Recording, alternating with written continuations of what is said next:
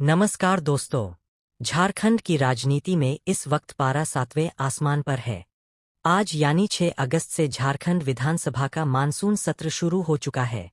कहने को तो यह सत्र सिर्फ 6 दिनों का है, लेकिन इन 6 दिनों के भीतर झारखंड की सियासत में जो भूचाल आने वाला है, उसकी गूंज पूरे राज्य में सुनाई देगी।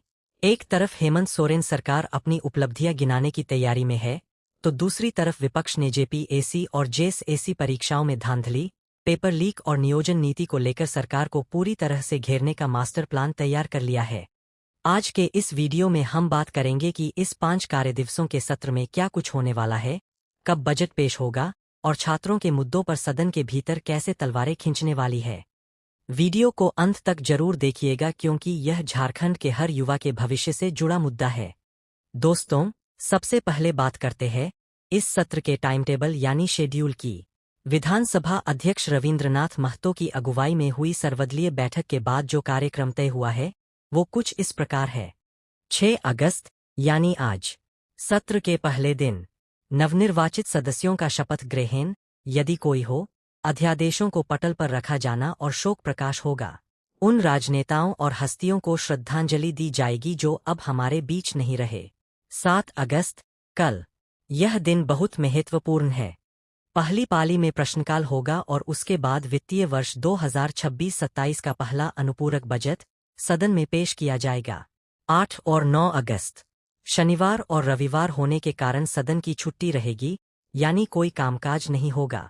10 अगस्त, सोमवार को पहली पाली में प्रश्नकाल और दूसरी पाली में इसी अनुपूरक बजट पर चर्चा, वाद विवाद होगी। इसके बाद वोटिंग कराकर विनियोग विधेयक को पास कराया जाएगा। 11 और 12 अगस्त, सत्र के आखिरी 2 दिनों में प्रश्नकाल के साथ साथ राजकीय विधेयक और गैर सरकारी संकल्पों पर चर्चा की जाएगी। अब आते हैं उस मुद्दे पर जिसके बिना यह सत्र अधूरा है। जेपीएससी और जेएसएससी भर्ती विवाद। झारखंड के लाखों बेरोजगार युवा सालों से परीक्षाओं के आयोजन, रिजल्ट और नियुक्तियों का इंतजार कर रहे हैं। विपक्ष के नेता बाबूलाल मरांडी और पूरी भाजपा टीम ने साफ कर दिया है कि वे सदन के भीतर और बाहर युवाओं की आवाज बुलंद करेंगे। विपक्ष के पास इस बार सरकार को घेरने के लिए कई बड़े हथियार हैं।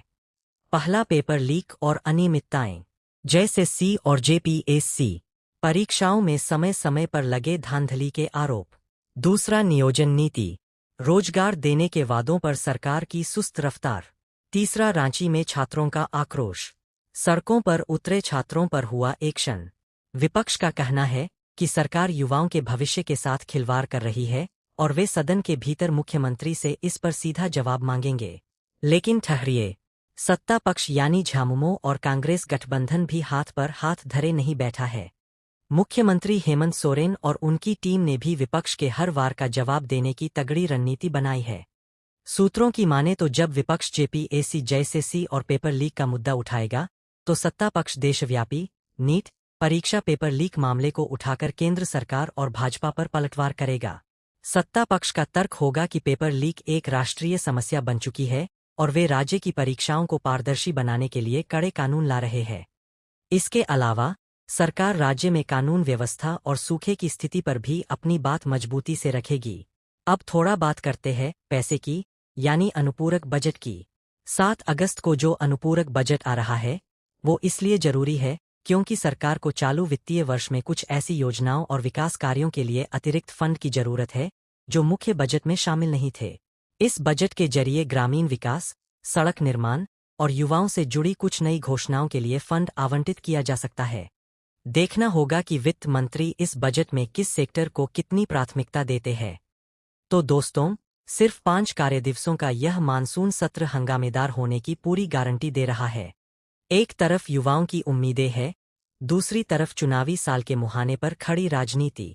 अब देखना यह है कि क्या इस सत्र में छात्रों के मुद्दों का कोई ठोस समाधान निकलता है या यह सिर्फ राजनीतिक आरोप प्रत्यारोप की भेंट चढ़ जाता है। आप इस पूरे मामले पर क्या सोचते हैं? क्या जेपीएससी और जेएसएससी के मुद्दों पर सरकार को घेरना सही है? अगर आपको यह विश्लेषण पसंद आया हो तो वीडियो को लाइक करें, अपने दोस्तों और विशेषकर झारखंड के छात्रों के साथ शेयर करें। और हाँ, झारखंड की राजनीति और हर छोटी बड़ी खबर के लेटेस्ट अपडेट्स के लिए हमारे चैनल को सब्सक्राइब करना न भूलें। मिलते हैं अगले वीडियो में, तब तक के लिए जय हिंद, जय झारखंड।